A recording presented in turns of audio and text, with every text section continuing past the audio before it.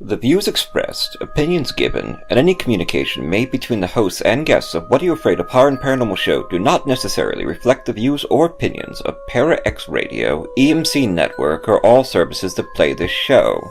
The hosts and services are not responsible for the actions of their guests, and the original rights of all intellectual property is retained by the creator, and all work is used with either permission or Creative Commons license. The show is for entertainment purposes only.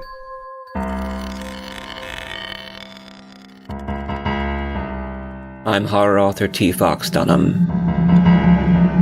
And I'm horror author and filmmaker Phil Thomas. And tonight we're asking you, what are you afraid of?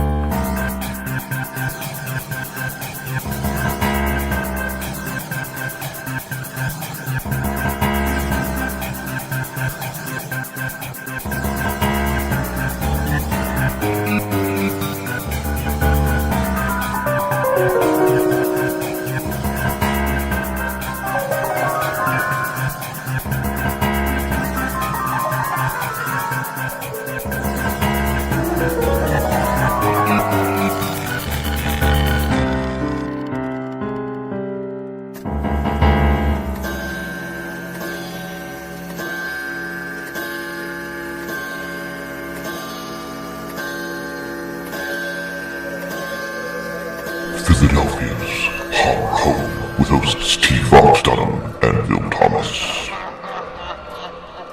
So Phil, Fox. Ghost Bus. Yes. I know. Yes, Ghost Bus. It was popular. It was really popular. People in the ParaX chat room heard about the story of the Ghost Bus in Philadelphia that we did. And they were popping on. Everybody lived like Philadelphia or the Pennsylvania region. They were all going down to ParaX to hear the story of the Ghost Bus. Yeah. It was a great story. Yeah, it was a little surprising that so many people found that popular. Yeah, and I was down there. You were down there? Philly a few days ago. Did you see the Ghost Bus? And I was looking for it. I did not see it, but I was consciously scanning the area for it. Like right around Broad Street, Market Street area. Mm-hmm. Yeah. That was, I know, and it was City Hall. Yeah, I was at. And, you were down, so you were in the right spot. Mm-hmm, yeah. That's about where I saw the Ghost Bus. Yeah. At. And if you go a little further down to Pine Street, where the Pine Street Hag supposedly haunts. Right. And I did that incredible investigation over the summer, where I went down Pine Street and I just basically went, "Oh, Pine Street Hag, are you around? Pine Street Hag, come out." She didn't come out. I know. That's our investigation technique. She was making you angry on purpose. She apparently comes out and attacks young couples who are in love. Yeah. I should have taken down Allison. You know, maybe you would. Yeah, there might have been a reaction. Yeah, I'm sure that would have been very entertaining for her. No, it's a beautiful. The Pine Street Cemetery, though, at the church is beautiful. Have you seen it? I have seen it. Yes. Yeah, it's really nice. If you go down, and you can make a left and head over to South Street and up to Penn's Landing. Yeah, you know, I love Penn's Landing. How are you, Phil? I'm good. How are you, Fox? I'm doing pretty well. Keeping really busy. Yeah. You know, that's good. Same here. I'm very busy. Yeah. Hiding from the rain. It's been raining a lot. 9 days of it. I know. You know, I've got. If you can look outside, you can see all my herbs waiting on the table. That looks great. And I just went and picked up a few more yesterday. What are you making? What are you Mostly growing? culinary stuff. Culinary stuff, okay. Yeah, but I did mojitos have been really popular at my in-laws' barbecues. Right. So, and I can make them really well now. I've been using yerba mint. And when I was at the farmer's market in Doylestown, I found this mint called Mojito Mint. Mojito Mint. And at first I'm like, I guess they just named a mint after mojito because it's really popular. In the summertime, it's always sold at the grocery stores. And then I researched it. This is the actual mint. It's hybrid. It comes out of Cuba. It's called Mojito Mint. It's where the name of the drink came from. Oh, wow. So we actually have authentic Mojito Mint. Oh, nice. For mojitos. You have to make me one sometime. Oh, definitely. Oh, you got to come over. I definitely will. I'm sure Cindy will be around. And Bill. Hey, Bill. Hey, Bill. How you doing? He's off to SEPTA. Yeah, Bill. that's what he's doing. Now, do you drink them regularly? Just in the summertime. Summertime, okay. And much less these days, since I had that infection. I'm not drinking. You gotta watch it, Yeah. Author James Chambers, Jimmy Chambers, is back. We love talking to James. He is chair of the HWA New York chapter of the Horror Writers Association.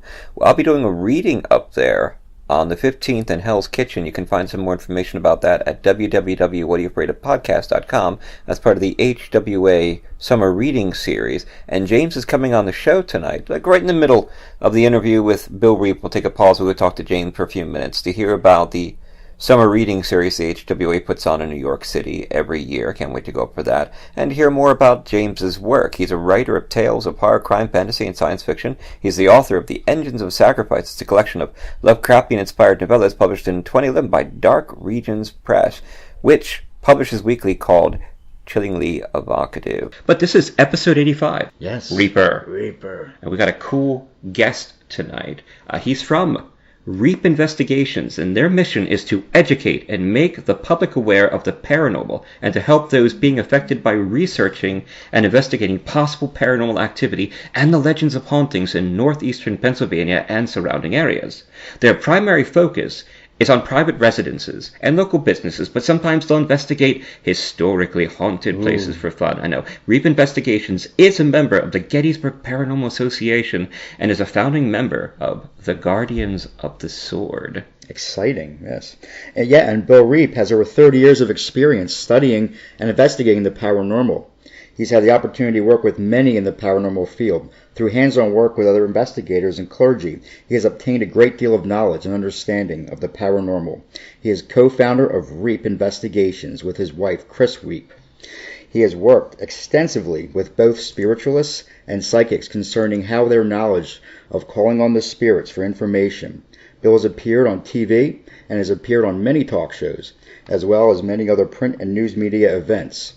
He is a U.S. Army veteran, retired state correctional officer, an ordained minister, and co-founder of the Top Guinness Law Enforcement Motorcycle Club, one of the founders of the Guardians of the Sword, and has worked in the broadcast and media fields. Bill enjoys working with historical locations and private cases of a darker nature. So he's a paranormal badass. Yeah. You know, he rides it on his motorcycle.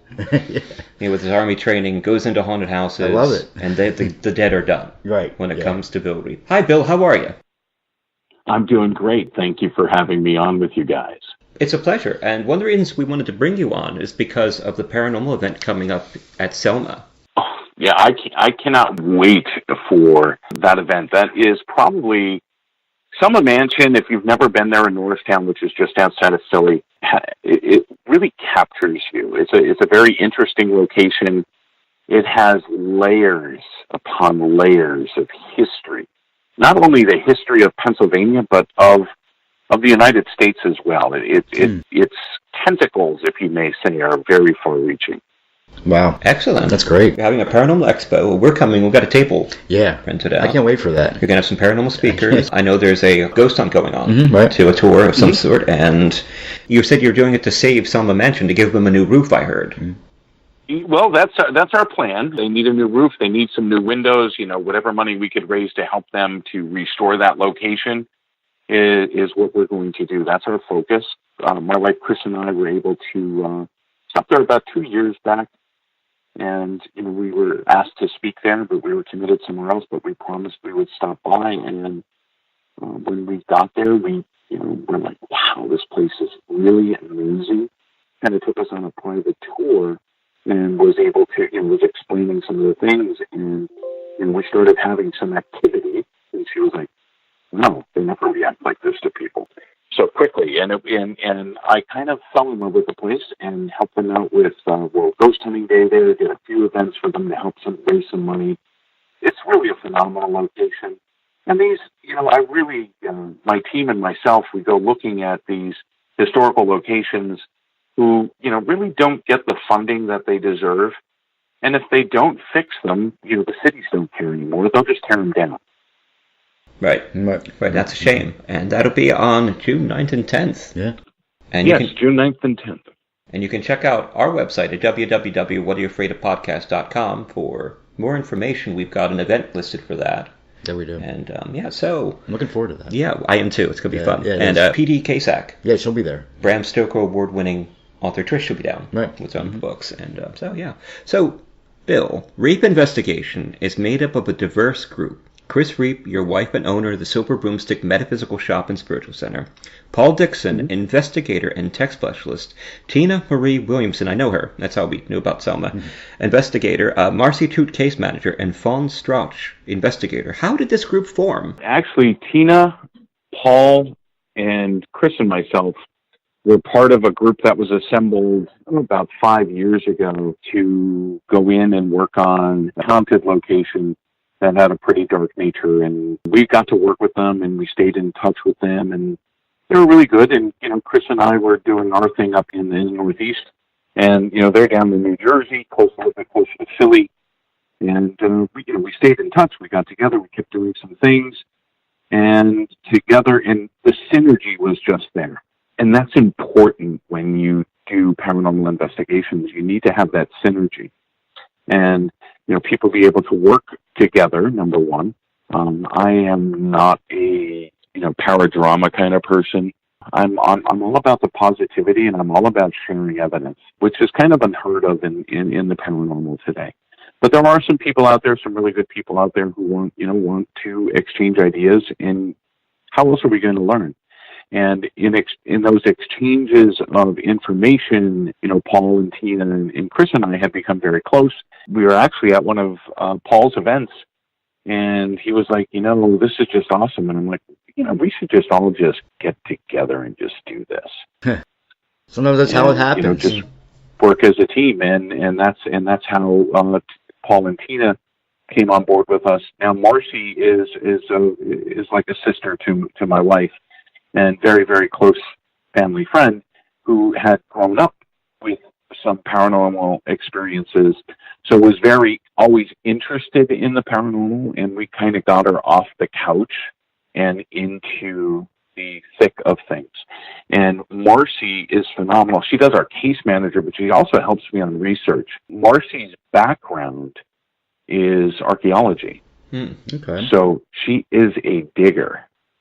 And she comes up with some, it's like not just what happened in today, let's say a building was built in 1786, so everybody focuses on, 1786.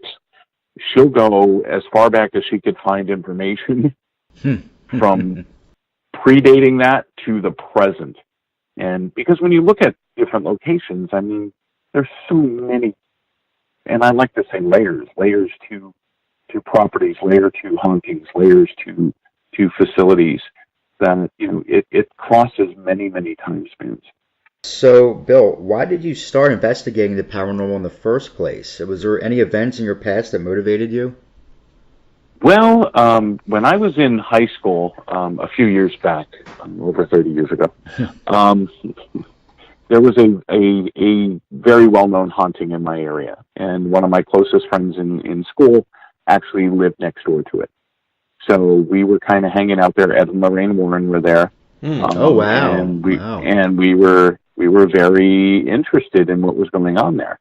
And that kind of was my catalyst. I mean, I grew up in a time period where Fridays at school, you would get your weekly reader in the Scholastic Book Club. Right. And the books at that time were very metaphysical. They were very spiritual. They were very out there. I mean, it was on ESP. It was on Bigfoot. It was on ghosts. It was on the Bermuda Triangle. And I was just very, very interested in that energy and those topics. And I read everything and anything that I could get my hands on. And then when this case came up in my area, I was like, this is great. And I mean, you really need to think about it, because it was like the late 70s, where the paranormal was looked at a little bit differently than it is now. The paranormal is a little bit more acceptable now. Back then, it was like the people were ridiculed, they were crazy, they were made fun of, but they definitely had things going on. And I was lucky enough that one of the priests that was actually called into the house was a relative of ours. And I was able to speak to him about it, and still speak to him about that case today. And it was just amazing, and that's what got me hooked. And I lived in a house that had some activity, and it just never left me, and it just kept growing and growing and growing. So you've got this great group. I mean, it's very impressive looking, the group, and you've got some wonderful talent. Could you tell us about your investigation process from beginning to end? Depending on where we're going, and I mean, we treat every place that we go, we kind of treat the same, whether it's a residential or a historical location. We'll start with an interview process. If it is a private residents and it's something specific to them, it's a little bit more in-depth process. We do have questionnaires that we ask, to go through the process to kind of figure out and document and see what's going on. We do like to go in and perform, we keep our medium totally in the dark about what's going on. She does a separate walkthrough totally from the rest of the team. She doesn't, when the research is done, the research, when it is finished, is some of it comes to me, not all of it. I want highlights. Marcy's really the only one who knows the full story of any location. And we like to do that so that we have confirmation and nobody's feeding into any of the stories. We go in with a walkthrough, and then we do our baseline studies as far as what energy is around, EMF, static electricity. We kind of look at structures of houses. We go in really to disprove the paranormal more than to prove it. And anything that's left, we lump into the pile and say, okay, this is paranormal. We cannot explain this. And we're open to many different ways of looking at things. So we really believe that when you're going in to investigate, you need that spiritual side. We get through our mediums and are sensitive. My wife is a sensitive. She does have some mediumship abilities, but she'll deny it. And then I'm a digger. I'm a fact-based guy. So I like to use different equipment and try to get collaboration between the equipment, so that I, can kind of say, okay, we had a static charge here with this piece of equipment and this piece of equipment, so therefore there is some type of static charge being collected here. Why is it being collected here? And then try to find out why. What would be the cause? Is it carpet? Is it wiring? Is it cotton tube wiring? And start digging. We go through a very deep process. You need the scientific side, you need the skeptical side, and you need the spiritual side when you go into investigate any location. Absolutely. And speaking of equipment, what kind of equipment do you guys use during this process? Well, let's see. I think we're up to like 25 cases now when we roll in. It's like we're rolling in with the Rolling Stones. We need roadies. We use IR cameras. We use Tina, we use Chris, we use Marcy. We have trigger objects that were built. We have some old school stuff. Like I have a case that says old school on it, and a compass, a candle, and a tape measure, and some balls, and a pendulum, and a spirit board that was created for me by a friend. And to go old school, I mean, try to look at things in every different aspect, and depending on the history of the home or what type of activity we're getting, kind of sets the stage for what kind of equipment we use. We have everything from FLIR cameras to SLS cameras to the Kinects to spirit boxes to the Hack Shack radios to recorders and IR cameras and FLIR cameras and EMF detectors, millimeters. I use some ITC equipment that has been built that I kind of really respect. And we try to run the gamuts. But if you were going to ask me my favorite piece of equipment, I'd have to toss a coin between dowsing rods and a digital recorder. Is there evil in the paranormal world, and have you seen it? Is there evil in the paranormal? Yeah. Are you talking about people? No, I'm just kidding. That would be the real world. Yeah. Oh, that's the real world. Sorry. Yeah. In the paranormal world, is there evil? Mm-hmm. The way I look at it is this. I mean, the word demonic gets tossed out way too much. I equate the demonic to winning the NFL draft. Mm-hmm. Okay. It's a 1 in a million kind of thing, but people, but it gets people's attention. So people use that word a lot.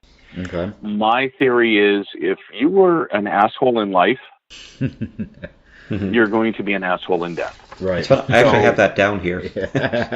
That type of energy, gets transferred. So, a lot of times when people think, who hasn't seen the movie Ghost? Mm-hmm. Right. And, Patrick Swayze was a nice guy in the movie. Yeah. And he remained a nice guy. He had that one moment where he was trying to push that penny and he couldn't do it. Mm-hmm. Until he got all that energy and, flipped the table over. Yeah, you did. So is it that he wasn't evil? He was just trying to get our attention. Right. So, we need to kind of really, is there evil? Yes, absolutely. I mean, there's evil in everything, and what we are in this life is what, we are in our next life, in the afterlife. And so there are those traits, yes, but is everything demonic? No. And, we need to work through those. We need to understand what we're dealing with. And we learn what we're dealing with through doing and listening and talking and coming to expos like we're doing at Selma and other locations throughout the country, and listening to some of the, people in the paranormal as they explain their stories and their process. Excellent. Yeah. So this is What Are You Afraid Of? Horror and Paranormal Show on ParaX Radio at 9 p.m. Eastern Standard Time on ParaX Radio. And you can find us at all major podcast and radio services, that you can download. And you can find our website at www.whatareyoufraidofpodcast.com. And we will be right back speaking with Mr.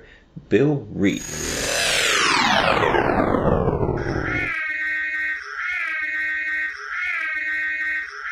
Are you haunted by shadow people in the middle of the night? Do you secretly love all things creepy and spooky, enjoying ghost stories and horror fiction from the best storytellers? Do you have a true ghost experience you want to share, but no one will believe you? If yes, listen to the professionals on What Are You Afraid Of? Horror Paranormal Show Friday nights at 9 p.m. on ParaX Radio and at www.whatareyoufraidofpodcast.com. What Are You Afraid Of on ParaX?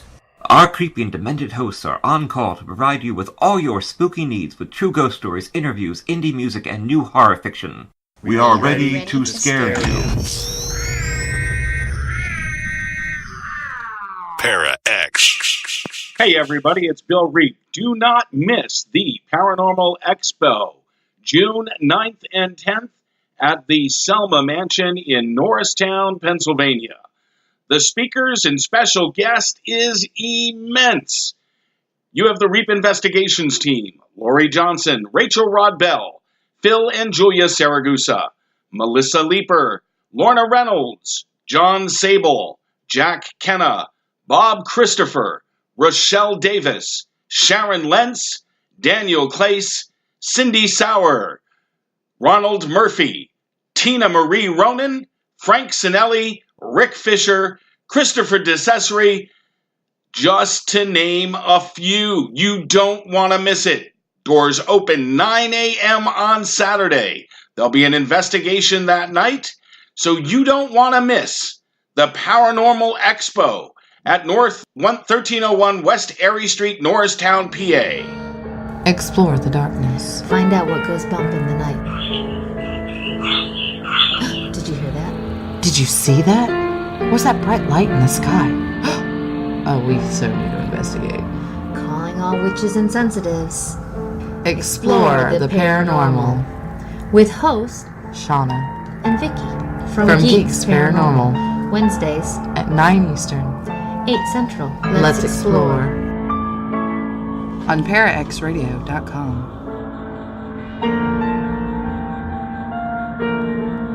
We'll be back with supernatural warrior and paranormal investigator Bill Reap later in the show as we continue part 1 of the incredible interview we're doing with Bill, local Pennsylvania paranormal investigator and supernatural warrior that he is. And now we have something for the writers and horror fans on What Are You Afraid Of? Horror and Paranormal Show. I can't think of a better example of excellence in horror than author James Chambers. He's a fantastic author, a prolific creator, and constant organizer. James Chambers is an award-winning author of tales, horror, crime, and fantasy, and science fiction. He wrote the Bram Stoker award-winning graphic novel, Kolchak and the Night Stalker, The Forgotten Lore of Edgar Allan Poe, and The Engines of Sacrifice, a collection of 4 Lovecraftian-inspired novellas published by Dark Regions Press. It's what Publishers Weekly described as chillingly evocative. Hi, James. How are you this evening? I'm doing very well, Fox. Thank you for that flattering introduction. Oh, I meant every word, I assure you, and I'll expect a check later. Great to have you back on the show, and we've got some very cool things happening this summer. What's going on in Hell's Kitchen? Well, we're bringing some horror to Hell's Kitchen for the summer, and we're going to be, and when I say we, I mean the local New York chapter of the Horror Writers Association is coordinating a series of horror readings in the Oasis Community Garden on 52nd Street and 10th Avenue. And we'll be reading every other week, every other Friday, actually, Friday evenings, starting June 1st. It's called the Summer Dark Reading Series and coordinated primarily by April Gray. And we'll be featuring 3 horror authors at each session who will be reading from their work, taking questions, just hanging out, talking. It's a really fantastic setting for readings. It's very mellow, and it's called the Oasis Community Garden. It really is an oasis of green and foliage in the middle of Hell's Kitchen, and it gets very mellow, and it's such a great place to have a reading. We usually get audiences, people just coming in off the street, and it's a lot of fun. And I'll be up on June 15th. I'm really looking forward to that, and thank you for inviting me. Yeah, we're very excited that you can make it. Yeah, setting is awesome for a horror event. Of course, we have the usual taverns and the coffee houses and things like that, but it's so great we can get to a place like Fort Mifflin or Hell's Kitchen Community Garden. It just creates such a great atmosphere. What have you been up to? Well, I've had a few projects on the desk, definitely working on some new story projects and comic book projects. The latest thing that I've had my hands in is called A New York State of Fright, Horror Stories from the Empire State. And this is an anthology of horror stories written by New York authors. All of the stories take place in New York in some part of the state or city. And it's a big fundraising project. We're working to raise funds through sales of the book for a New York City nonprofit called Girls Write Now, and that's Write, W-R-I-T-E. And that organization pairs at-risk teens who are interested in writing with professional writing and career mentors. And they have a fantastic record. Over many years of operations, they've received a number of awards and acknowledgments, and they have very high rates of the girls in their program going on to college acceptances and successful careers and things like that. So it's, we're looking at established and some new New York horror writers banding together to help the next generation of New York writers. Well, that's fantastic. I had no idea that you were supporting such a noble project with this book. I know to the story. We're really looking forward to this anthology when it comes out. Do you have a release date? It should be out, I think, mid to late July or thereabouts. Oh, great. So that's soon. We'll definitely get you some support and see if we can get some authors on the show over the next couple of months as we're doing our, we sort of rotate between paranormal, horror writing, and movie making, and our psychic spring. How is the Kolchak graphic novel going? Well, it has been out for, I think, just over a year, maybe a year and a half now, and continue to get a good response to it. Readers like it.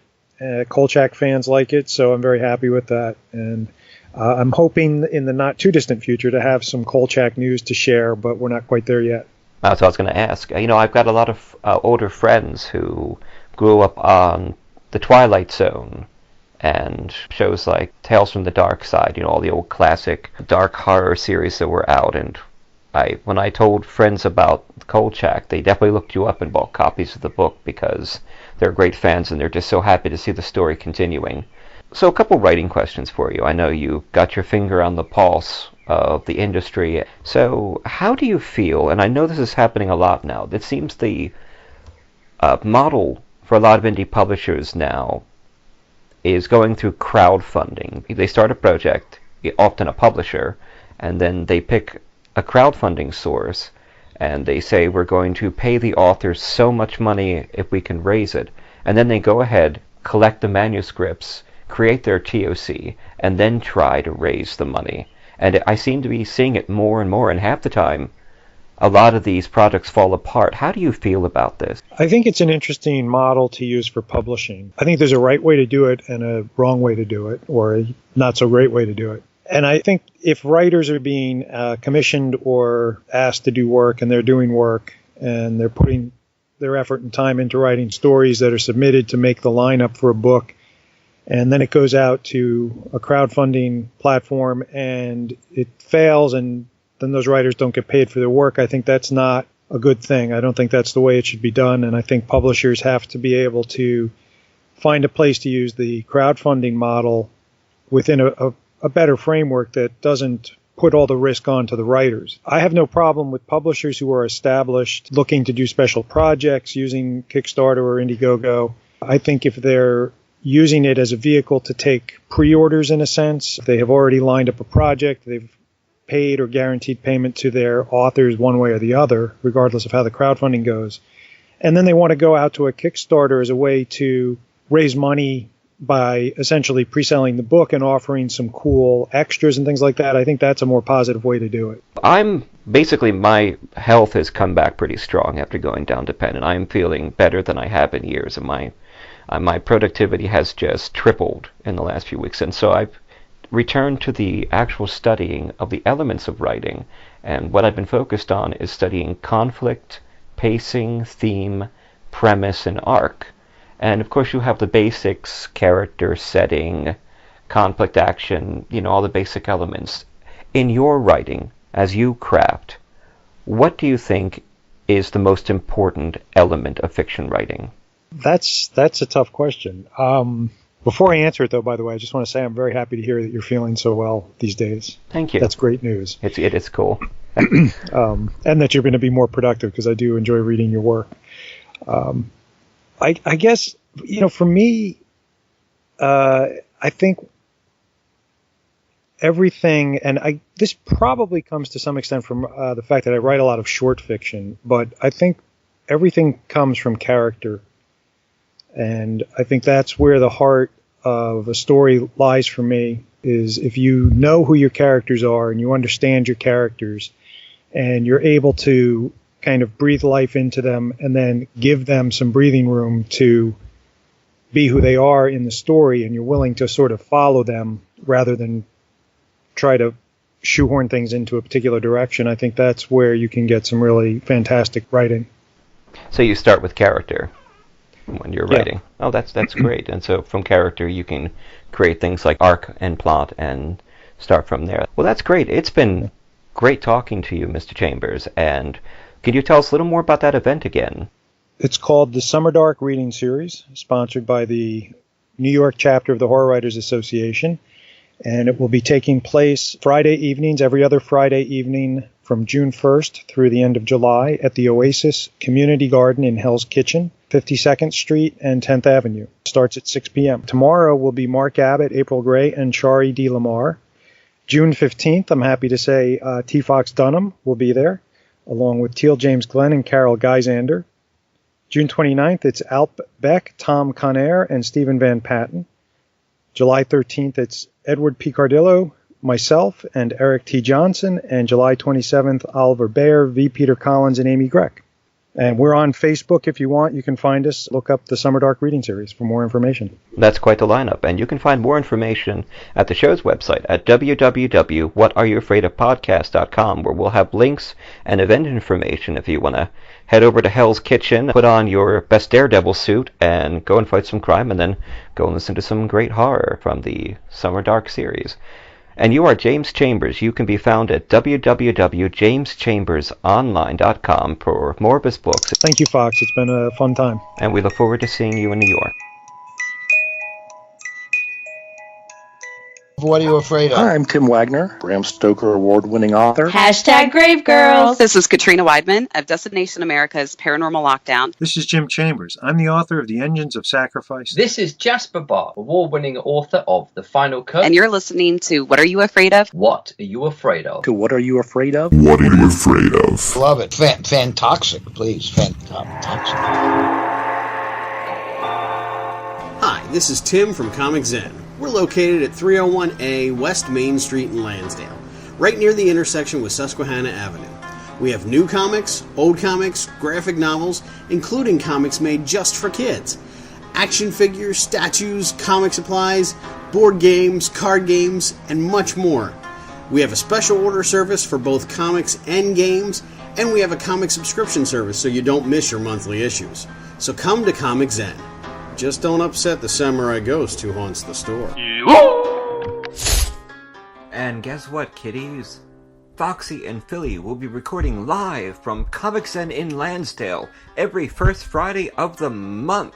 So come down and see us at 6 p.m. Eastern Time. Well, not then, because we will be recording live for the Philly Foxy Haunted Spooky Hour on ParaX Radio. And bring your ghost stories a little before or a little after, and we'll be glad to collect them at Comic Zen.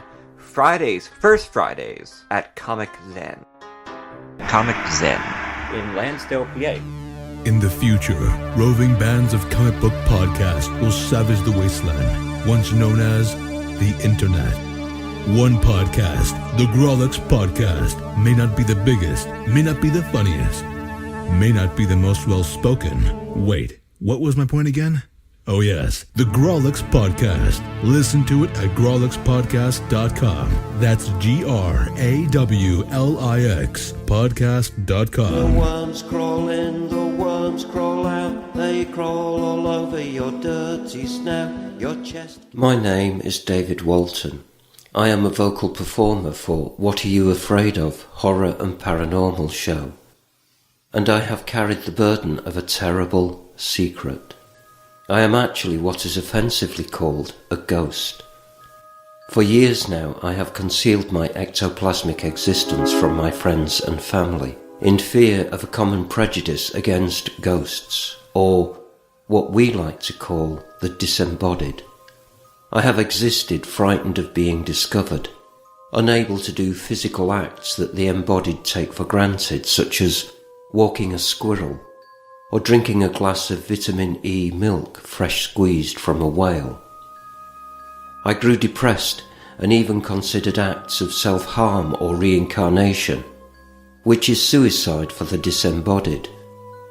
Such movies as Ghostbusters and its sequels drove my feelings of disenfranchisement, and I began looking for help, only to encounter painful exorcisms in the houses I haunted. Then I met two good people, it says here, Fox and Phil, at What Are You Afraid Of? Horror and Paranormal. And they helped me take control of my own life. Now, it is my choice whether I wish to make phantom bounds in the night, appear at the foot of your bed in darkness, or make your walls bleed. If you are a disembodied person like I am, and you're living a lie, What Are You Afraid Of? Can help you too. They are on at 9 p.m. on Friday nights at ParaX Radio, leaving plenty of time for midnight haunting activities, and can be found on all major podcast services. Listen to their paranormal stories, interviews, humorous sketches and horror fiction to know that you are not alone.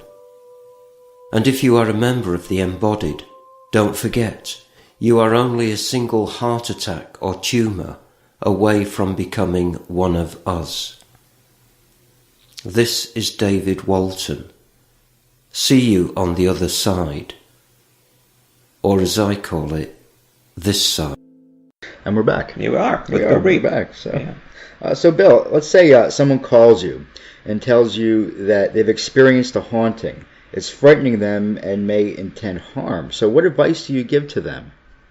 Well, you need to take we get a lot of calls. Right. We get some interesting pictures. We get some interesting video.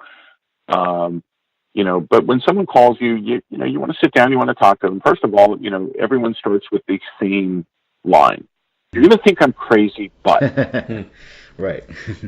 And, you need to listen to people. And people, when they're experiencing a haunting or living through that type of haunting or having paranormal experiences going on, first of all, they want to be treated like they're not crazy. They want to be listened to. They want to be heard. The second part of the process is to really go out to the location and sit down with them and do an in-depth talk with all of those who are affected. Now, if there's children affected, that becomes a priority case for us. Right. If there's children involved, that is a huge priority for us. And, we'll go out and try to help, because children and animals are very, very susceptible to the spirit world. Right. And you can't, not every case is real, unfortunately, but every case needs to be looked at and talked to. And it's not something that can be done in an hour either. So many people go out and they'll do an investigation, and we tell them, we may be there 2 days, we may be there 3 days, we may come back 6, 7, 8 times and document, what's going on to give you the best answers of what the problem is. We had, a home probably about 3 years ago that we went into a private location, and it was affecting their children. And, we made it a priority, and we went in and did our research and, did our ground walks and did everything. And there was one section of the house, even when I walked through it, I felt a little off, and I was like, there's got to be something here other than paranormal. And, went in the direction and kind of tore everything apart, piece by piece. Why is this moving? Why are you feeling dizzy? Why are you doing this? Found out that the 3 big panel boxes were directly underneath that area in the basement. Okay. And also found out that there was no ground on their house. Oh, wow. So the house was one huge ball of EMF. Wow. Which is what was causing their problems. EMF, high levels of EMF will, make you delusional. It'll make you hallucinate. It'll make you feel on edge. It'll cause so many different things. They were very, very happy to find out that they didn't have spirits, and it was only a ground rod. Right. You really need to go in, and you need to be educated. You need to treat these people with respect. You need to treat them with kindness, and you need to really sit down and talk with them and help them get closure. If you get called in, especially on a residential case, you're playing with somebody's life. Yeah. Okay. It's a very serious thing, and it needs to be taken seriously. Pretty strong advice there.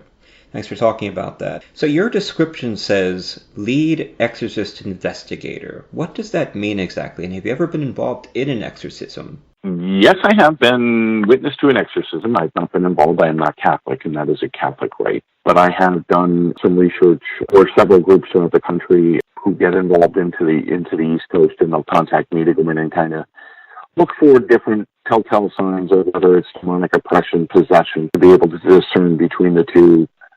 It's a very lengthy process. It's a lot of questions. It's video. It's speaking.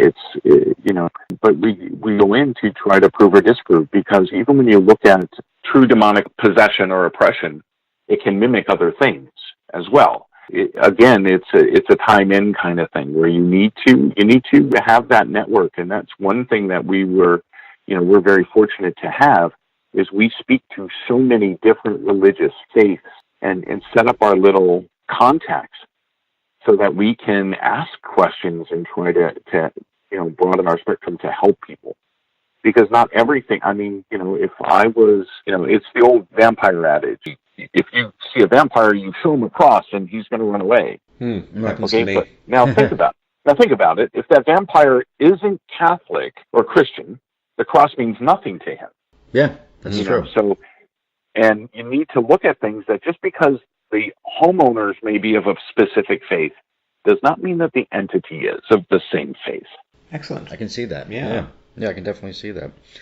During your time as a paranormal investigator, have you ever had any experiences that really frightened you? Like anything that sticks out in your mind? Well, it's been a long time since I've been put on my butt. This past week, we were on a location filming. We were there for a few days. First day in the house was very, very pleasant, beautiful, and there's activity, but it was nothing of the malevolent nature that everyone has said that this house had. I was very comfortable there, slept there, loved it, great. Hey, all about getting it in. And, we were there for 3 days, and day 2, the house totally turned. I actually, for the first time in probably 15 years, tapped out. I said, that's it. I got to get out of here. I have to leave the house. I can't stand. And I got sick to my stomach. I was smelling decomp. Okay. Wow. one other person was in the room, and that was our medium, and I was getting it way worse than she was, and I was getting sick to my stomach and had to be taken out of the house. We did some cleansings and some grounding to get me back to where I could function again, and I was not myself. I lost color. Scared the hell out of me. Yeah, I don't blame you. It was like the first time in a long time, and I spoke to the owner of the house, who is a great guy, and he said to me, he says, I said, I got schooled, and I'm not afraid to say it. I got schooled. And, I did a Facebook Live on it I don't care how long you've been doing this, don't get complacent. And I got complacent. It was not a good experience. Wow. So yes, even though everyone looks at me and goes, paranormal badass, and he's a biker, and that's, I'm pretty much the opposite of that. Everyone tells me I'm a big marshmallow when they get to me. Big marshmallow. Yeah, right. Yeah, I would not want to meet the ghost that could knock him on. I know, me neither. That's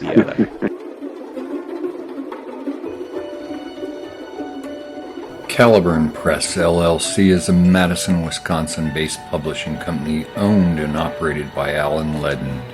Caliburn works with talented writers, artists, editors, and marketers throughout the United States, and you can find their books through their many imprints that include Damnation Books, Eternal Press, Malaferia Press, Ciento Sordida Publishing, and Spiro Publishing. Please visit their website at sites.google.com/site/Caliburn Press LLC/home, or Google Caliburn Press to check out their growing list of titles on Amazon.com, BarnesandNoble.com, and any other place fine books are sold. Mercy, a new horror medical thriller from author T. Fox Dunham, published by Bloodbound Books. Based on the author's horrific battle with a rare form of lymphoma that involved intense chemotherapy and radiation, Fox turns the horror of his experience into terror on the page. William Saint is dying of cancer. On most days, death seems like a humane alternative to the treatment. Stricken with fever, William is rushed to Mercy, notorious as a place to send the sickest of the poor and uninsured to be forgotten, and finds the hospital in even worse condition than his previous visit. Willie's memories faded. He grabbed his sack head of the scarecrow, picking at the exposed chicken wire to hold them in. However, the memories fell out of the holes in his face. They wormed and crawled from the leather flesh and the old clothing of the scarecrow, then squirmed and wiggled down his body. The grounds are unkempt, the foundation is cracking, and like the wild mushrooms sprouting from the fissures of decay around it, something is growing inside the hospital. Something dark. Fangoria gives Mercy 3.5 out of 4 skulls. Dunham has channeled his many brushes with the other side into the exquisitely rendered, lyrical, supernatural hospital thriller Mercy. It's feeding on the sickness and sustaining itself on the staff, changing them, and now it wants Willie. Come now, Mr. Saint. Just a little more of that sweet milk. So salty and so good. You won't miss it. And we ever do so like our delicacies here at Mercy Hospital. Part medical horror, part supernatural suspense, Mercy is a hard-hitting fever dream of a novel. I enjoyed the hell out of it. Tim Wagner, author of The Way of All Flesh and Eat the Night. Available from Amazon, Barnes & Noble, and bookstores everywhere in both print and digital versions. Life is an addiction.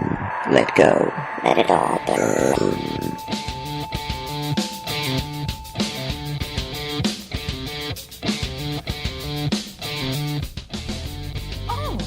Hey Heidi, what are you listening to? Heidi! Heidi! Oh, hey Steph. Hey! What has your attention? Oh, I'm listening to Para X, the calling radio show. Have you ever heard of it? No, I haven't. What's it all about? Well, it's hosted by 3 guys, Jerry, Alan, and Will, and they talk about paranormal investigations, UFOs, cryptozoology, psychic phenomenon, all sorts of stuff. Oh, well, it's kind of like The Gathering, but on Wednesday, right? Yep, you got it. The Calling. The Calling. The Calling. The Calling. The Calling. The Calling Radio Show every Wednesday night at 8 p.m. Eastern Standard Time only on Paranormal. Are you in the Bucks County area, second weekend of June, and in need of a bit of spooky? What Are You Afraid of? Paranormal Show will be at the first Paranormal Expo at Selma in Norristown, PA. Special guest, P.D. Kazak, horror author and winner of the Bram Stoker Award. Selma Mansion is one of Bucks County's most haunted sites, where guests see candles burning in the windows, spirits moving in the night, and hear the voices of the dead. Come visit horror authors T. Foxton and Phil Thomas and P.D. Kazak on June 9th and 10th at 1304 West Harry Street, Norristown, PA. Stay for the cadre of speakers and workshops with famous ghost hunters and paranormal authors. Check out their website at www.whatayouafraidofpodcast.com for ticket information. Children under 12 are free. Paranormal Investigation, $40, sold separately. Psychics, ghost hunters, storytellers, and maybe if you will pass through to the other side. Oh, and Phil and Fox and PD. Oh my. The paranormal investigation sector is not policed or regulated. Your website issues several warnings about bringing the wrong sort of person into a person's home. You mentioned that each member of REAP has undergone a background check. Can you tell us a bit more about these hazards and how people can protect themselves when finding a paranormal investigation group? Well, when you're looking for, most people look for a paranormal group will go to social media to find a paranormal investigation group, and that's great. There are some great sources out there. There's some directories that are out there that'll list, by state, Paranormal Warehouse does some stuff, and, to put you in touch with different teams in your area. But our big thing was, if you're going to allow someone into your home, make sure that they have, especially two things. You're allowing them into your home. Make sure they have a criminal background check. You don't know who you're bringing into your home. And on the flip side of that coin, you need to be really, really careful because you don't know what you're walking into. Right. Yeah, absolutely. Yeah. As well. So you have that double-edged sword when you're doing private investigations. The other thing is when you're working with children, really need to know who you have coming in. So, every single person on our team, has a criminal background check. My wife and I are ex-law enforcement correctional officers, so right. We look at things a little bit different. Tina Marie works with law enforcement, FBI. We all have our credentials and passed our criminal background checks. We also throw in the child safety laws as well, so that because you are going into work with children, and I think that's important. I think it's just common sense, and so that if you're going to invite someone in your home, you should know who they are. Number one, and number two, you should be able to say, hey, I don't, you're going to be around my 12-year-old son, 12-year-old daughter, whatever. What kind of credentials do you have? Because there is no regulations in this field. And just like there are no experts in this field. Right. Very true. Yeah. And we know that, you and your wife have very strong feelings about paranormal groups scaring families by telling them demons have infested their home. So how do you know it's a demon, and then what do you do to help that family?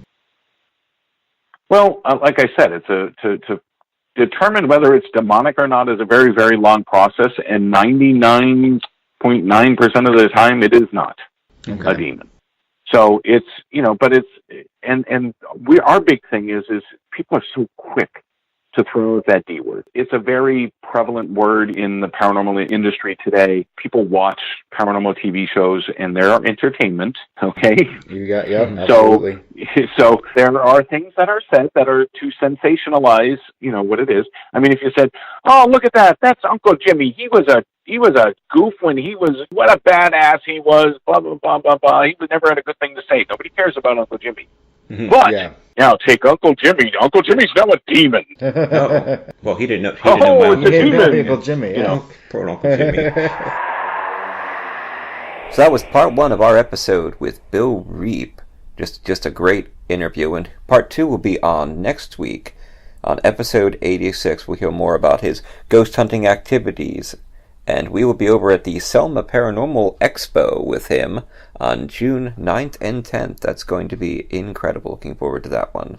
It's been a cool show, and Bill was wonderful. We can't wait to have him back. And this has been episode 85, complete 85. I'm Reaper.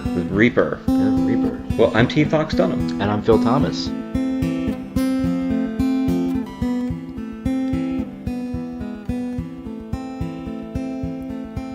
Don't ever laugh as a hearse goes by, for you may be the next to die. They wrap you up in a big white sheet, from your head down to your feet. They put you in a big black box and cover you up with dirt and rocks. All goes well for about a week, and then your coffin begins to leak. And the worms crawl in, the worms crawl out, the worms play pinochle on your snout. They eat your eyes, they eat your nose, they eat the jelly between your toes. A big green worm with rolling eyes crawls in your stomach and out your eyes. Your stomach turns a slimy green, and pus pours out like whipping cream.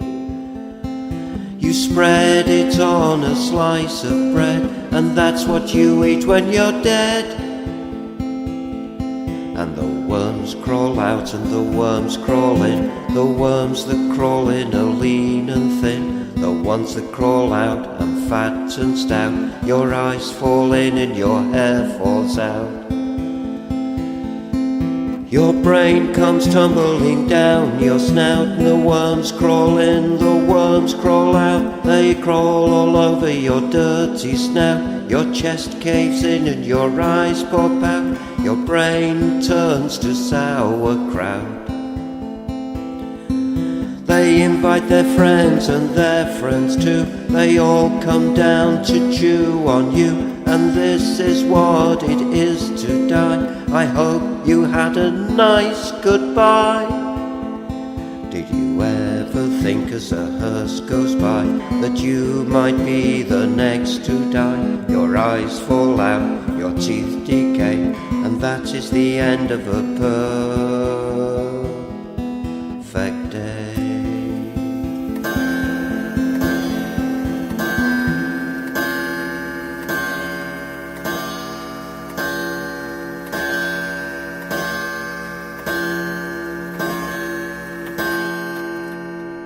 Now take Uncle Jimmy. Uncle Jimmy's now a demon. T. Fox Dunham lives in Philadelphia with his wife Allison. He's a lymphoma survivor, cancer patient, modern bard, and historian. His first book, The Street Martyr, was published by Gutter Books. A major motion picture based on the book is being produced by Throughline Films. Destroying the Tangible Illusion of Reality or Searching for Andy Kaufman, a book about what it's like to be dying of cancer, was recently released from Perpetual Motion Machine Publishing, and Fox has a story in the next Stargate anthology from MGM and Fandemonium Books, Points of Origin.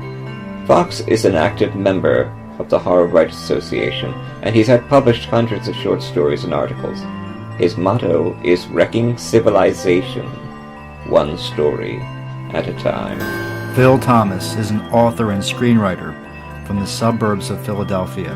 His screenplays have been produced into feature films False Face and Always from Darkness, and are available in major retailers such as Best Buy and Target, as well as availability on Netflix and Amazon On Demand. His short films can be viewed on his YouTube channel, Film Zero Presents. He is a member of the International Association of Professional Writers and Editors, and he currently writes for Cultured Vultures, Game Skinny, and BloodyDisgusting.com. His first novel, The Poe Predicament, is being published in 2018 by Caliburn Press.